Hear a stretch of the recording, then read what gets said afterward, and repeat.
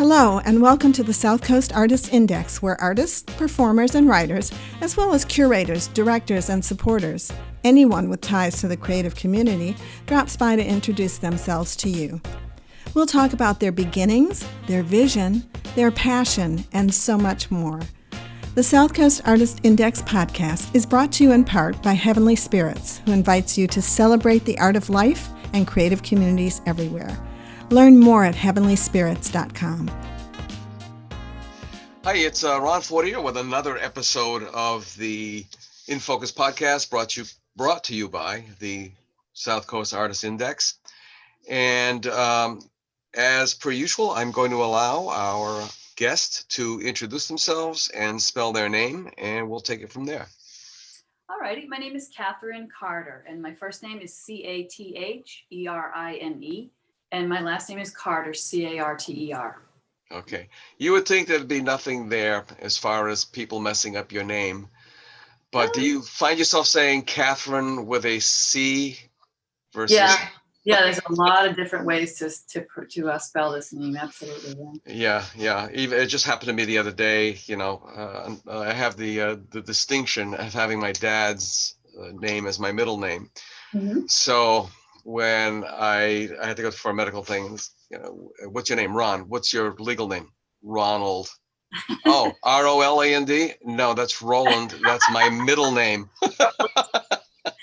So your middle name is Roland? Yeah, believe it or not. Wow, what a cool. So you should, well, I can't tell you what to do, but I would take Fortier and go Ronald Roland. That would be a cool artist name, wouldn't it? You think so? I don't know. It's always been one of those things that's hung on my back all these years, And in an odd story, kind of a bittersweet story, when I went to go file for his Social Security death benefit, the person who took in my information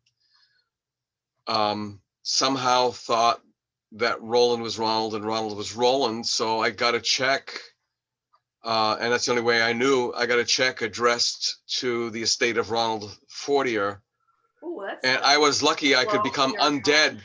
I went back there immediately, and I had to become undead. I've heard stories of people once they were declared dead, they that was it, right? Well, just don't Google yourself, because there's often you want to see how you show up online, and exactly gravestones with your name on them, and right.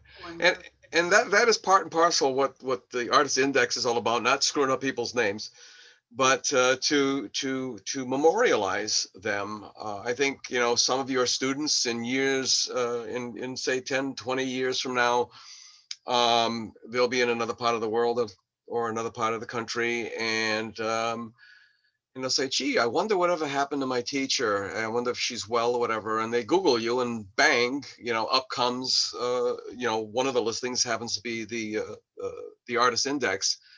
Right. And I'd love to be able to do that with my former teachers. I know you'd love to be able to do that with Bill Elliott. Oh, yeah, absolutely. In fact, that's how we kind of met each other, is because of Bill Elliott, right? Mm-hmm. Yeah. So let's go the classic routine. When did you know? When did you get the stirrings? When did you start on this path?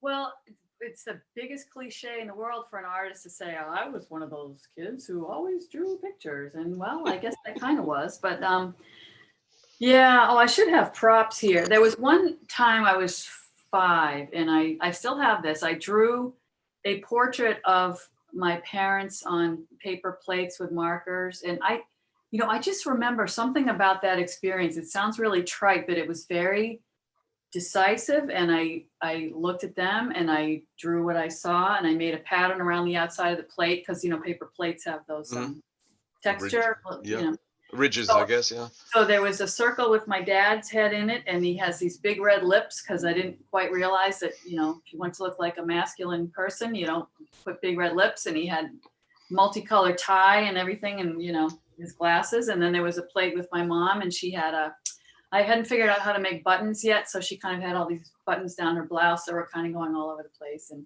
And there was me, I did myself, and my brother wasn't born at the time, and we had a dog named Gallant. So I made a picture of Gallant on the 4th plate with a little cape blowing behind him. So that kind of thing, So Yeah. I always kind of knew. And what was your parents' response to your proclivity? Don't get to use that word much. Oh, I have the sweetest parents in the world. I have the nicest, kindest, most supportive parents in the world. It's not possible to have nicer, kinder parents than I had. So very, thrilled and excited and all that stuff. They were just like, that's cool. And from there, where did it lead? Were you the one that was always that they could keep you entertained on trips, or going to crazy aunts' houses that they didn't really want you to interact, and they Yeah, just put you in a room with some paper and crayons, and then you were safe?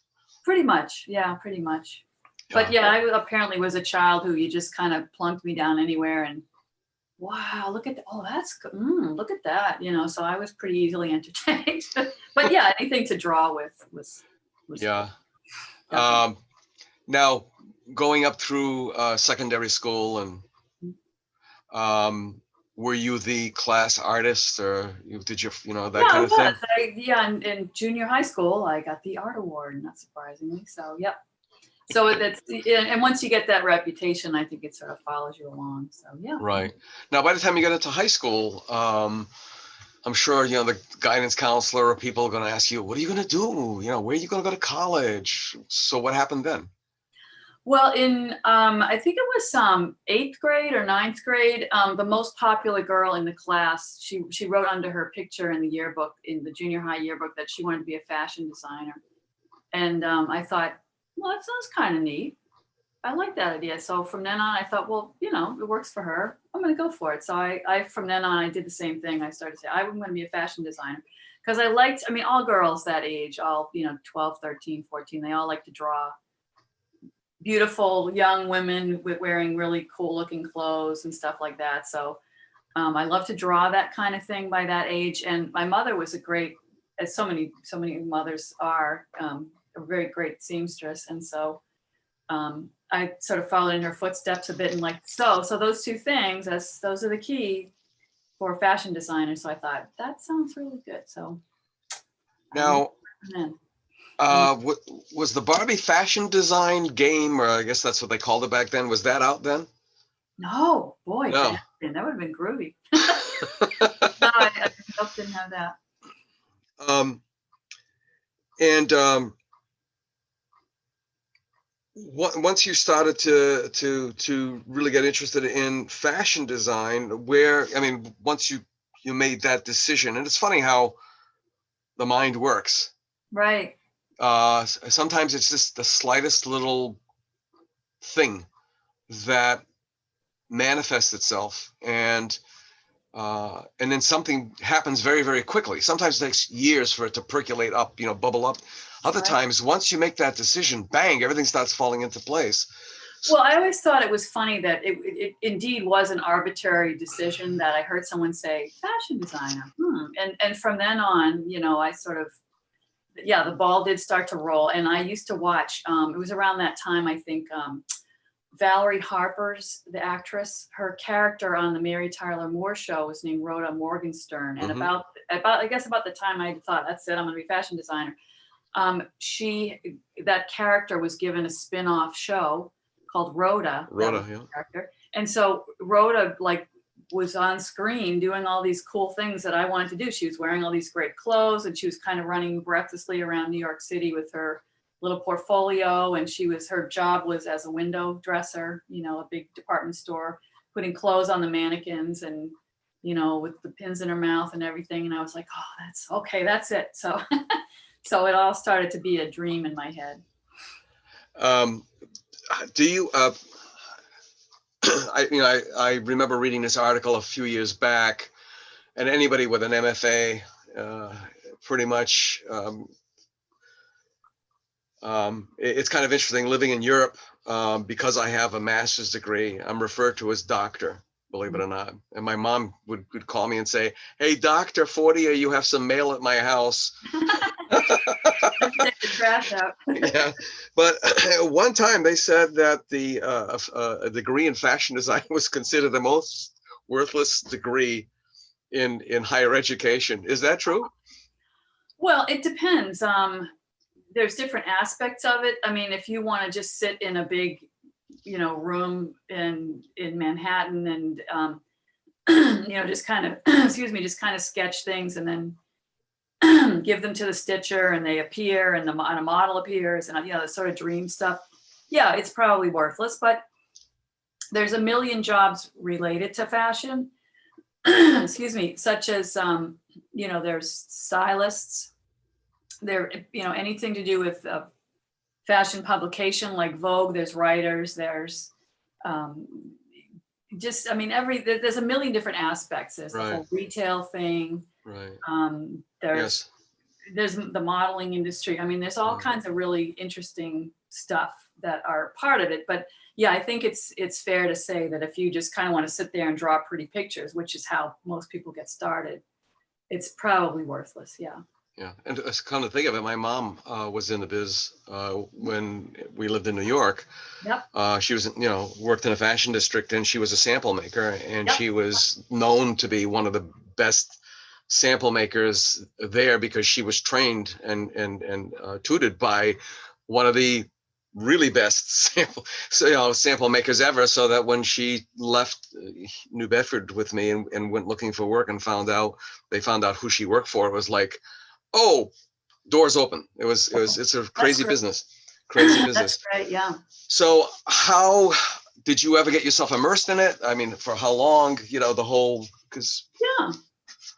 Well, it's kind of a strange, twisty path, as most people's lives are. But when I was a junior in high school, I went to a high school program at the School of Fashion Design, which is a small school on Newbury Street in Boston, which specializes in just fashion. I mean, that's, art history, or excuse me, fashion history and designing and stitching and, pattern making, all of those things. That's the entire curriculum. It's entirely fashion based. And I just had a blast. It was like 2 weeks over the summer. I think it was between my junior and senior years. And I just had such a great time that I decided I like this place. I love Boston. So I'm just going to go to this school, and they offer a 2-year certificate or a 3-year diploma. And I just had so much fun that I stayed for the 3-year diploma.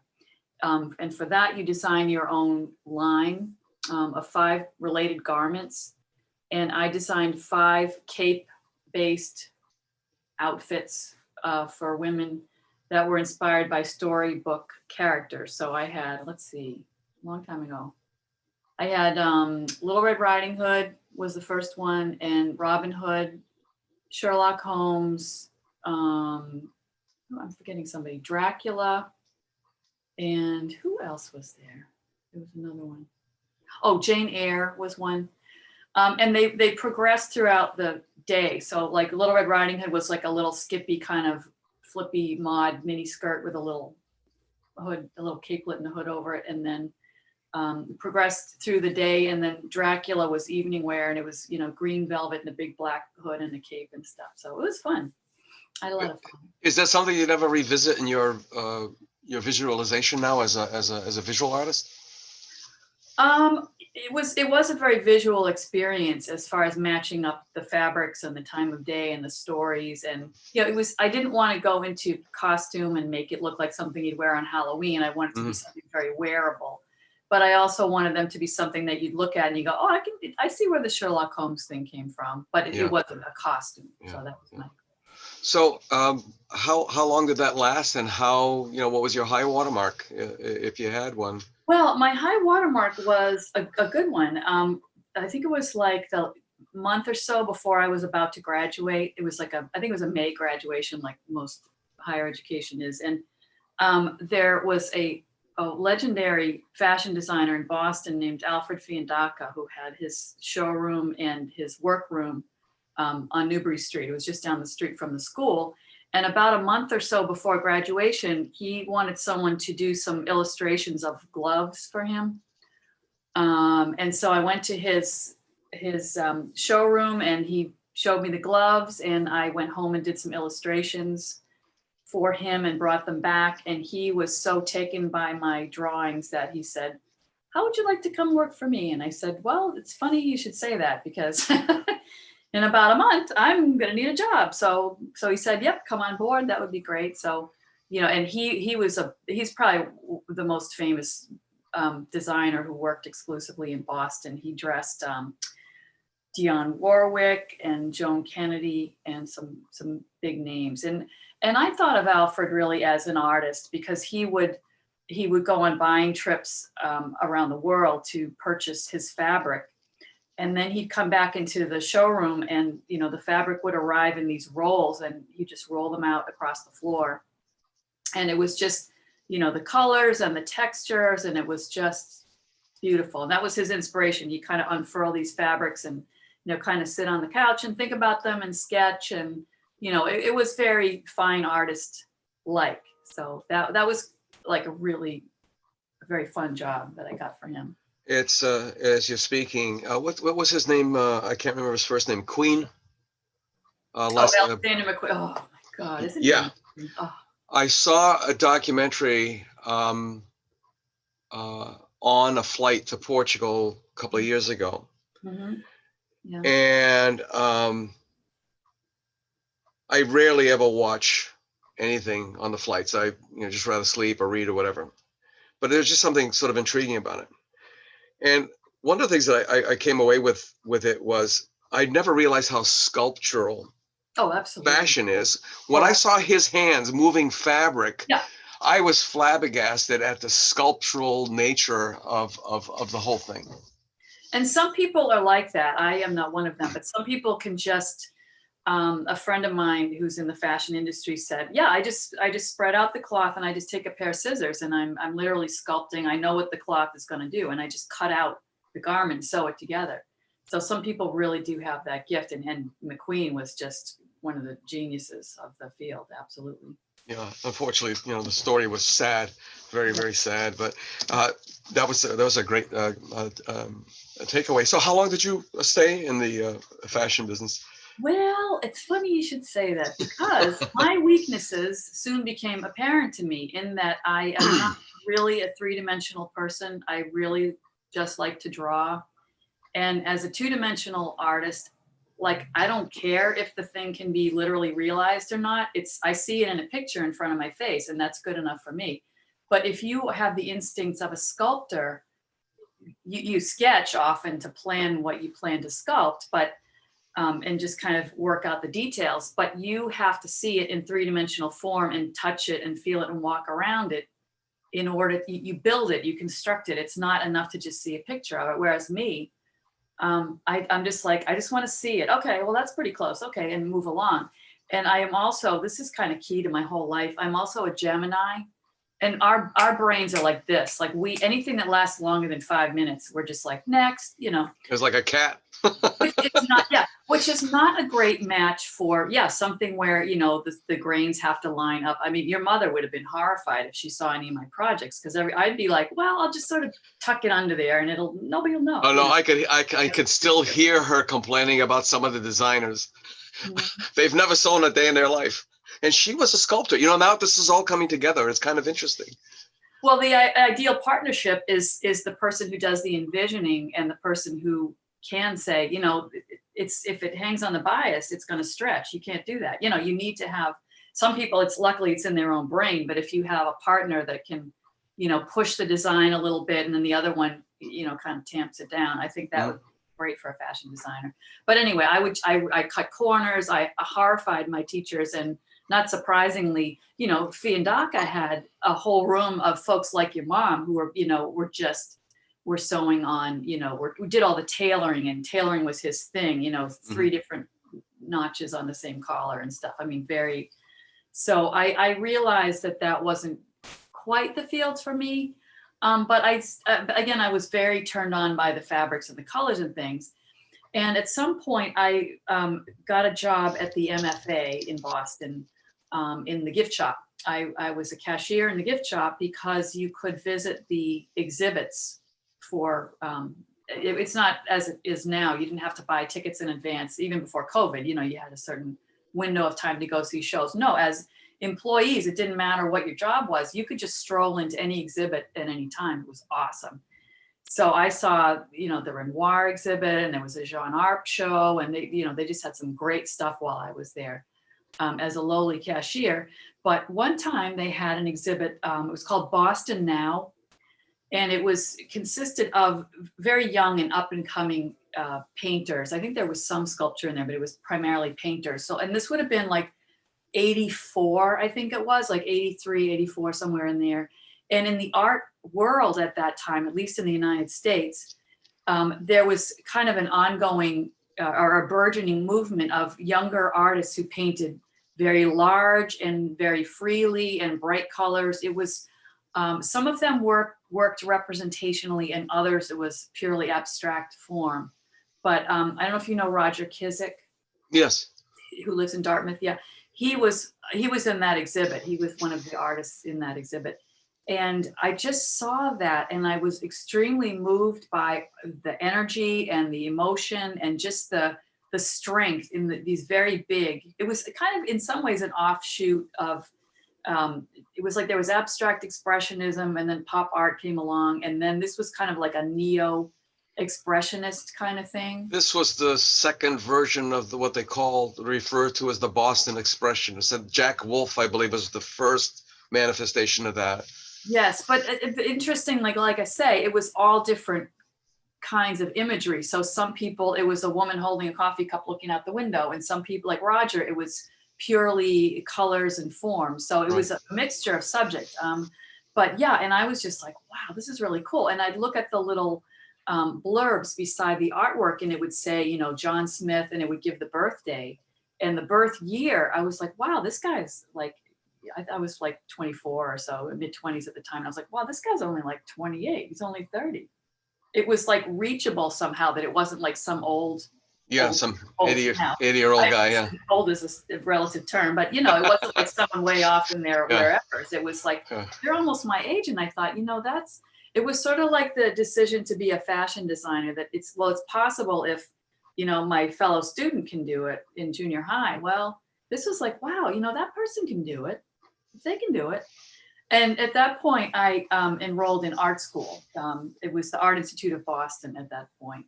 So I enrolled in actual art classes and decided that's it. I'm gonna be an artist. Wow. The energy of Boston. I went to the school of the MFA in the summer of '71. Mm-hmm. And I didn't end up attending there because I just couldn't swing the tuition. I don't know what it was at the time, but comparative to 4 years at what was SMU for $2,400 for all 4 years, it obviously had to be something greater than that. But anyway, but there was this incredible vibrancy and energy in the town. As far as it was a big art town. Do you feel it's still that? Boston? Yeah. Well, Boston always was kind of like they clung to the Impressionists and never let go. So there were little pockets of sort of art movements, I guess. But I always feel as though it was sort of a shadow of New York City, or it was a shadow of somewhere else, which sounds judgmental and sounds derogatory. And I don't mean it to be that way. But as far as the energy, I think what spoke to me about that show was that each person, it was very different. It was that mixture of, wow, this person is all like, they sprinkle glitter in there. And this person was like, it's huge figures or something. It was the individuality of it that impressed me. And it made me feel like, okay, I don't, art can be anything I make of it. It can be a very individual kind of an expression. That was what I had liked about the fashion was, as I learned, you can't do anything. It might fall off the model, or it might, be bigger when you sew it than when you cut it out,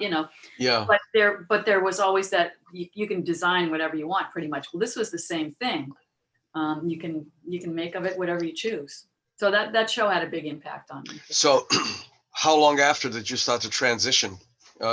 Because you are a painter / educator, if we have to. Well, as most art programs, the Art Institute of Boston had a year or a semester, probably a year, 2 semesters, where everyone took the same class, and then you declared a major. And I just never thought of anything else but fine art. I just never wanted to do anything but draw the figure or, paint a still life, those kinds of traditional Mhm. ways of working really appealed to me. I never wanted to like be an illustrator or, there wasn't a web design option then, but, it was always like the very pure traditional instruction that appealed to me. So. Mm, mm. So from there, as we're eking our way across the arc of your life, Yeah. from there, where did you go? From there, let's see. It got a little bit twisty for a while, but I ended up with a bachelor's degree from Lesley University. And I wanted to pursue graduate studies just simply because I didn't want to stop, But I didn't feel that my portfolio was strong enough to apply for graduate school yet. So I was still in Boston at the time, and I thought, well, I'm going to apply to Mass Art and do I found that Mass Art had a program, it was called For Your Special Student, it was called. And you weren't really matriculated, you already had a bachelor's degree, but you were allowed to kind of sign up and take whatever classes that you wanted to take. So, and I just loved it. I was painting and painting and painting at that time. So I, like the other matriculated students, I was given my own studio at Mass Art, and I, had an advisor. It was like I was a regular student. I just wasn't aiming for a degree at that point. Mhm. And the big, transition from working traditionally to abstraction was an extremely dramatic. It was like one of the biggest moments of my life, and it was a really, really big deal. So I was a special student the spring semester, which was January through March. And then I decided I would study over the summer. And so in one day in like July, I think it was the heat of the summer in Boston. And it's very kind of quiet in Boston. It's such a big student population that most of the students have gone home, or they're working, or, they're not attending class as they would during an academic year. And so I was going to my studio in July one day on the subway. It was raining, it was pouring rain, summertime in the city. So, I rode the subway, and it was kind of lonely. There was really nobody else on the subway. And I got out and I went to my studio. This was Huntington Ave. And I went to my studio, and up till then, as part of my portfolio for grad school, I'd been doing realistic self-portraits and, kind of plugging along. And I wasn't having a fantastic time, but it was nice. I really loved Mass Art. I liked my advisor. I liked the other students. I was enjoying myself, but I just didn't feel like I was lighting any fires. I wasn't thrilled about it. But I went in that one day, and like I say, it was summertime. So I was the only person like in the building. I mean, there was like the security guard at the front desk, and then there was me up in my studio on whatever floor it was, the third floor or something. So I went into the studio, and I just had a lot of materials lying around, and I had my latest realistic self-portrait on the wall, and I was going to start to work on that. And I just had this sort of urge to do something different. So I took it off the wall, and there were walls all around me as the studio space. And I just had this urge to take some of the big sheets of paper I had. I think they were like 30 by 22. And I just pinned one up on the wall. I was like, I'm going to start something new. And I was like, no, I'm going to pin another one, because I don't know why. I wasn't logical. It wasn't like a voice or anything. I just was like, I'm going to do this. I should do this. I feel like doing this. So I pinned up 5 sheets of paper, and I was just kind of moving at this point. I had a box of chalk pastels, dry pastels on the floor, and I picked those up. I picked up like a green and a brown or something, and I just started making marks on the paper I wasn't drawing anything specific. I was just kind of making marks. Now, I was used to realistic portraits. I was like, this is interesting. Okay. And then I just like saw my hand kind of mixing up a big, like a bucket of blue water. Like I had a lot of water and some blue acrylic paint. And I just took a big, like a house painting kind of a brush, which in retrospect, I don't know why I had anything that big, but it was perfect for this. So I dipped it into this watery blue mixture, and I like ran it horizontally across the top of the page that had all these dry pastel marks on it. And the water was just, well, it seemed like water. It was all this blue was just kind of pouring down the surface. And I just kept doing that and doing that. And I went around to all 5 pages and did something similar, but not exactly the same on each one. Mhm. And when I was done, it was like maybe an hour of doing this. And I just was like, I don't know what just happened to me, but I just felt like, wow, I'm overwhelmed. I don't know what just happened. So I just like, I dropped my brush in my little bucket and I went home and I didn't think much of it. And I came back in a couple of days later to meet with my advisor. And I came into the studio space and I was like, holy, whoa, like, look at this. And it kind of dawned on me. I never worked this way before, but I was like, these are self-portraits. It was raining. I was sad. It was like this blue water rolling down. And I was like, this is a self-portrait. And I thought to myself, this is way more of a real self-portrait than a picture of me in the mirror, with a hat on or whatever the hell else I was drawing. And I just thought, wow, this is really wild. And as I was kind of digesting all of this, my advisor arrived for our meeting. And he just looked around and he didn't really say anything, but I saw something come over his face. And I just adored him. His name was Dan Kelleher. He taught at Mass Art for like 30 years or something like that. And he just, and he could tell that something had happened, that there was a transformation that had happened. And from that day on, we didn't talk about it specifically, but he began to treat me very differently. He treated me like a colleague. He didn't speak to me like a student anymore. He started saying things like, when you show your work, in a gallery, and he treated me like a professional from that time on. And I never worked, well, I draw realistically now, but I never really as a painter worked in a representational way again. Wow, that's interesting because, one of the perks of having this podcast is having conversations with other painters. And it's amazing how just hearing other people's stories, you don't feel so either bad about yourself or isolated or whatever. There's a whole set of emotions running through. I was just thinking back to how I got into doing abstract work because of Ed Tonieri at SMU, and how that led me to be accepted at the University of Miami. And then I experimented there with some realistic stuff, but the stuff that I was interested in was events, either the millisecond before the event itself in a flash, or the millisecond after. And it was always about some oppressiveness. I did, Indians, Native American Indians, and it just got to be too much. And I went, back to abstraction again. And the abstraction was just pretty much from a discovery of just a hiding place. Mm-hmm. I mean, I could knock this stuff out. It was great that I could do that. But when you said about the voice, or like a homing beam or whatever it is, it's like, it's the weirdest thing. It's like, no, not that green, that green. Yeah. Oh, absolutely. Yeah. Yeah. Like you squeezed all that out, you're going to use it all up. Yeah, no, I know exactly what you mean. Yep.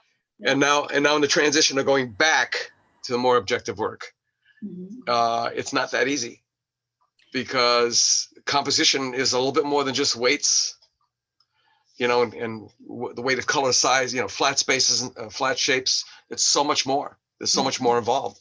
Absolutely. Yeah. Yeah, that's interesting. So from that point, where did you go?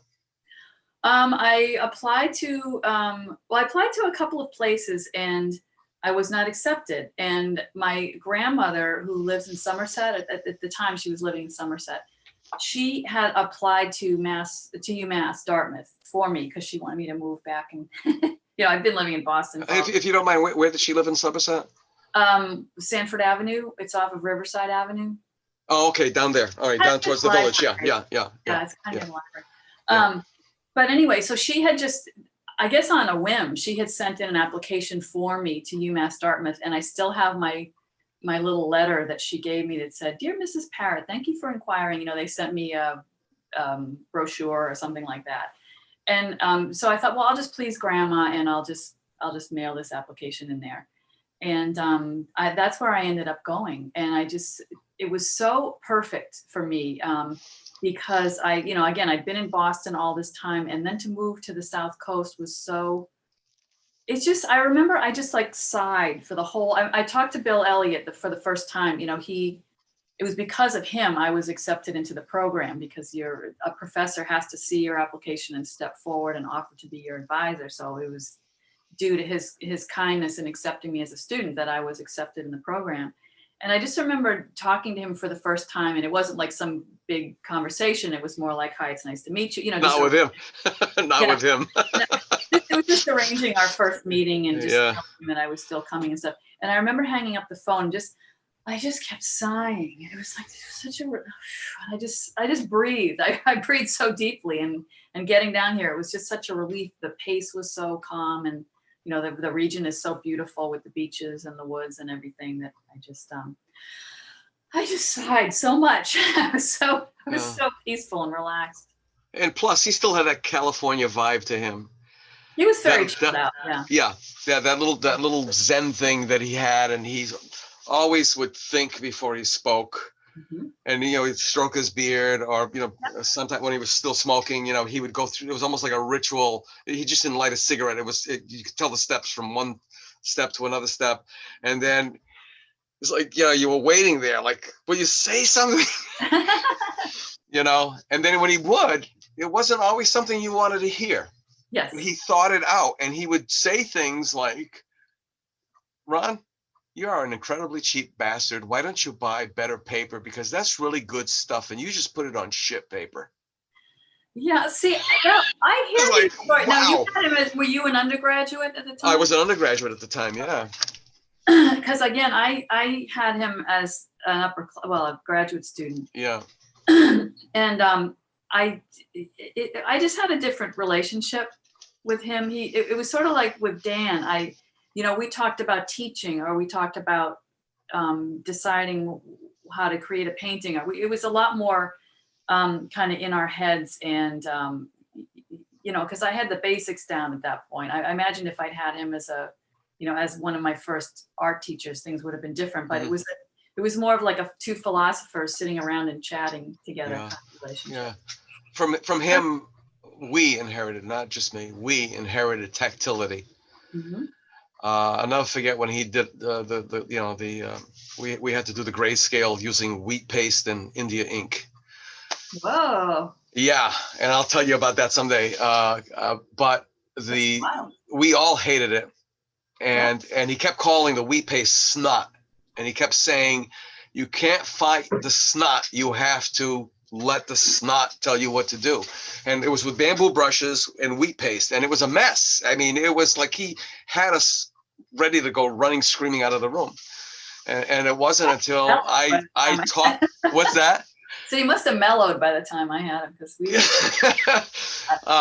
like my jaw would have dropped if I'd had my teacher called snot and used snot. Yeah. Like that. Yeah, and he was, and then he would do this little California like Muppet head bop thing, like that.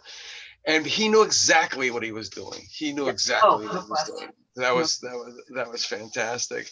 Yeah. So, as a result of, let me ask you a question. You still, I think, experienced the old SMU. There was a point where it transitioned, unfortunately, to, and this is not meant to be a critical, or a downer kind of thing about the current CDPA, but there was something there because of people like him. Who else was there on the faculty with you? My advisor, he was my advisor. On my committee was Anne Leone and Mark St. Pierre and Tony Moralia. Those four people were my advisor. Okay. Well, my thesis committee, I guess they call it. Yeah. Right. Yeah. So the Swain had already rolled over. Yes, I believe so. And Tony Moralia, I was on the student selection committee. Isn't he awesome?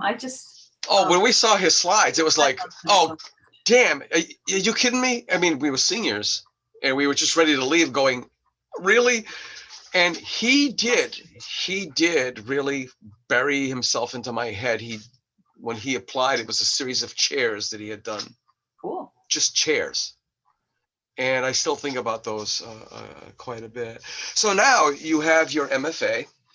Yeah, and I gotta tell you, the year that I graduated, Anthony Quinn, the actor, who also did a lot of sculpting mostly, but I believe some painting as well. Right, and he hung out in Bristol, yeah. Yes, he was friends with someone on the board of trustees at the university, and they got him to be their commencement speaker. So Anthony Quinn came and viewed the thesis show that I was in. And I wouldn't have even known this, but someone wrote about it for, I think it was the Fall River Herald at the time, but I still have the article because Anthony Quinn came to my show and he stopped in front of one of my paintings and what was it he said? He said, this artist really understands, or something like that. I forget what his quote was. He was really taken by my work, and I was just like, whoa, you know. And I think because of that, I was asked by the gentleman who was then the president of the university to kind of have my own show on campus. Mm-hmm. And anyway, long story short, I ended up meeting Anthony Quinn, but he was off in a corner somewhere at this big reception. He looked like he was having one of those private moments that a celebrity kind of needs to just catch their breath before they go back out into the crowd. Mm-hmm. And I sort of looked over and I saw that there was this pause where it was like, now's your chance to go talk to him, you know. But I thought, you know, there's a little voice inside of me going, yeah, but he's tired and he's been signing all these autographs and you know, all these stupid pictures of people. And I don't want to be one of those people. And my friend Alma, who was there in an official capacity she was the campus photographer. Alma Cummings. Alma Cummings, yeah. Yes. She literally like pushed me. She was like, go talk to him, go introduce yourself. She just pushed me across the room and thank goodness she did. So I was like, Mr. Quinn? And he said, yes. And I said, you know, I just wanted to thank you for, you know, what a nice thing you said about my artwork. And there's a photograph. Alma rushed in with her camera and I was like, yeah, Alma. And there's a picture of him going like this. And he was saying, I remember your paintings. He was very complimentary. So I just was like, all right. So anytime after that, if I had a confidence blip at any time, I still do. I always go, Anthony Quinn liked your artwork. So go, you know. You should have a t-shirt. Anthony Quinn liked my artwork. Yeah, exactly. So Chuck Boucher, Boucher, some people call him. I've got to get him on a show. He worked at Riverside Art for many, many years, and that's where Anthony Quinn would go into. So they've had a lot of interactions. It's probably some great stories he could tell you about. And one final Anthony Quinn thing. Have you ever seen the Walk on the Clouds with Keanu Reeves and Anthony? David Zapata, and I've seen. I've seen a lot of. The Walk on the Clouds is quote unquote a chick flick. Okay, I love that movie. But it's a phenomenal, and he played, I think it was his last role or one of his very last roles. And he was phenomenal in that role. He's a great actor. No Yeah. So, so now your hominy, your journey, I've been thinking of doing a series of podcasts, but it's just this one man, you know, or as a friend of mine would refer to, when you're trying to do a lot of things by yourself, you're like a one-armed paper hanger with an itch. I've heard that. Right. I've heard saying that. That's a cute expression. Yeah. And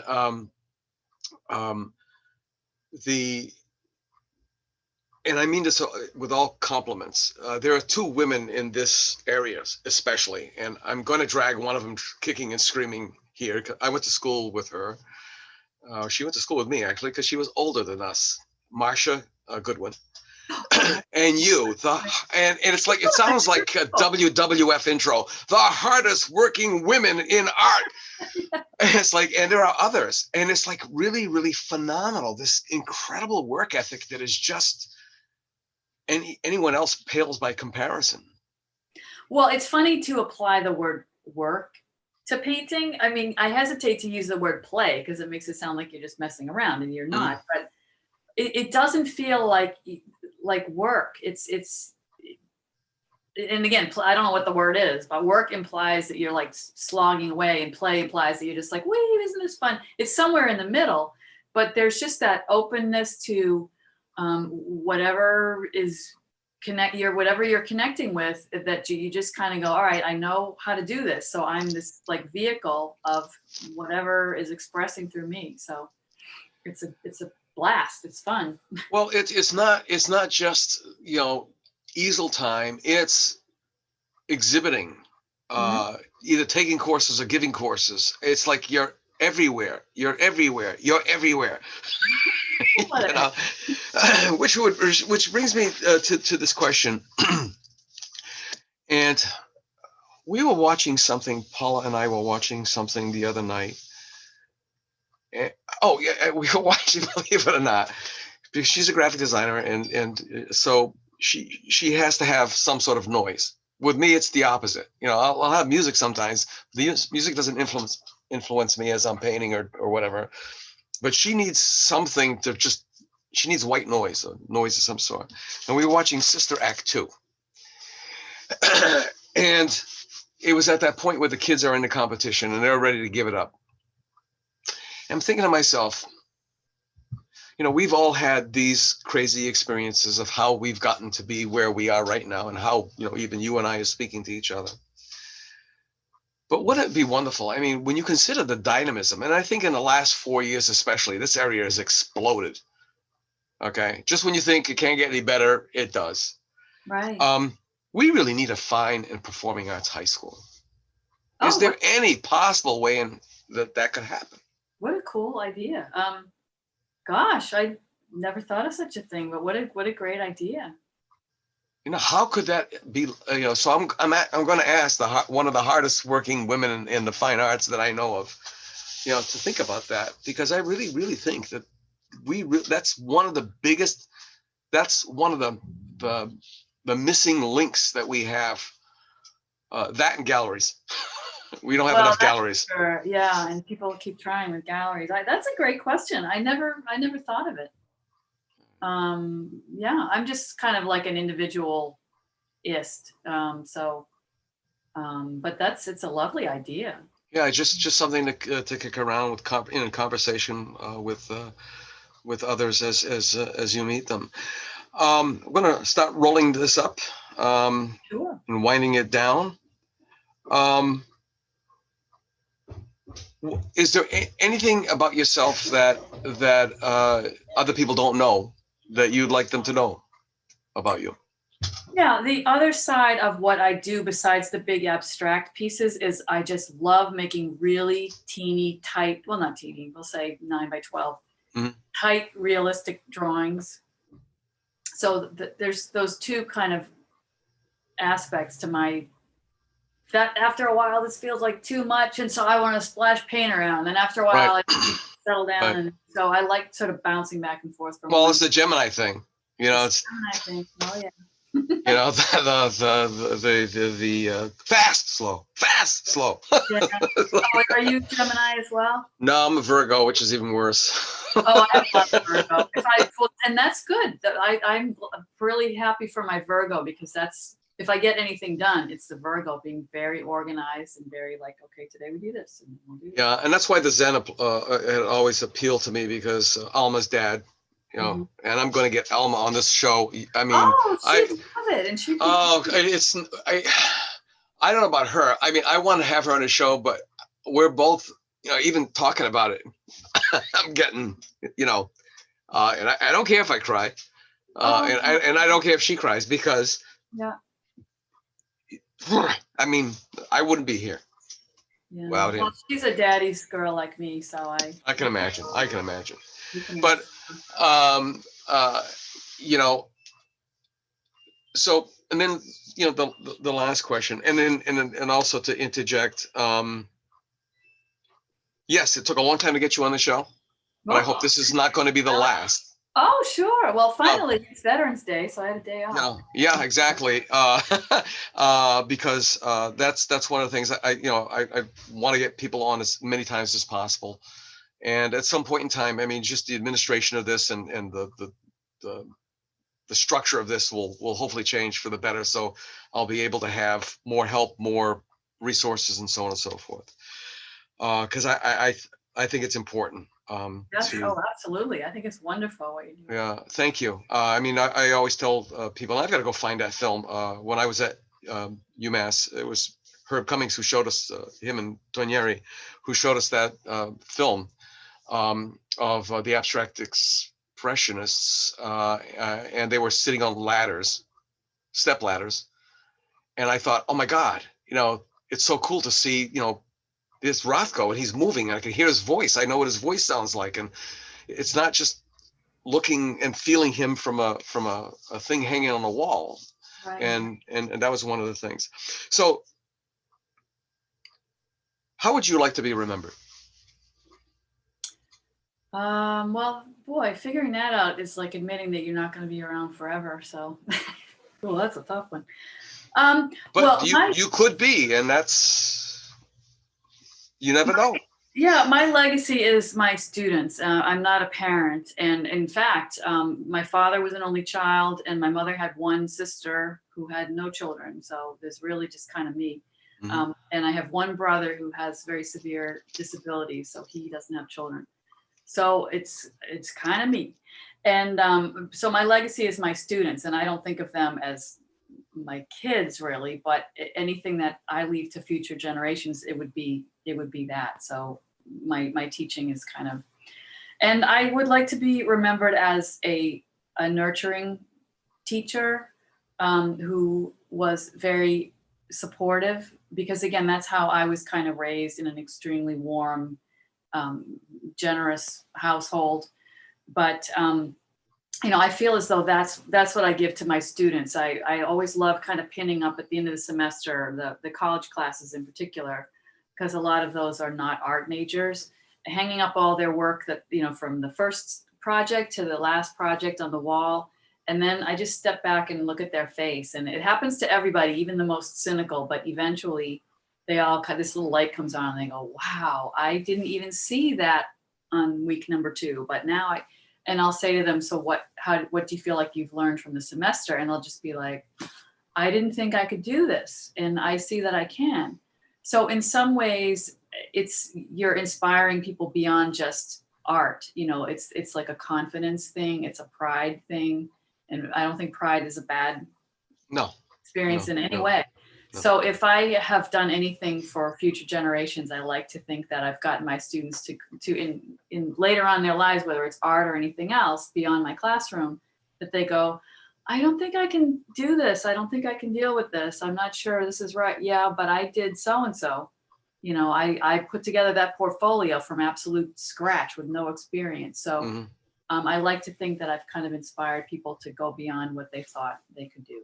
Yeah, and I believe that completely. I believe that, absolutely, because if it wasn't for the teachers that I had, I wouldn't be here. And then whatever I've passed on to my students, whether it was in my fine art, my drawing classes, or even my art history courses, or believe it or not, even in my business classes. That's a whole story in itself. And to have a student call you up or contact you or whatever years afterwards, and then have them tell you a story, it's like, oh God,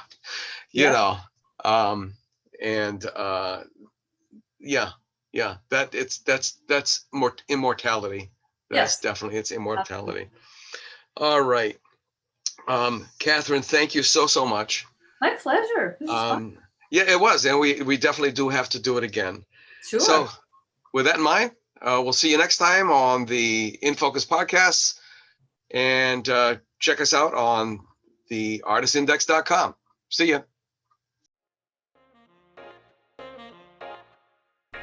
We'll see you next week for another episode of the South Coast Artist Index podcast. The South Coast Artist Index podcast is brought to you in part by Heavenly Spirits, who invites you to celebrate the art of life and creative communities everywhere. Learn more at heavenlyspirits.com.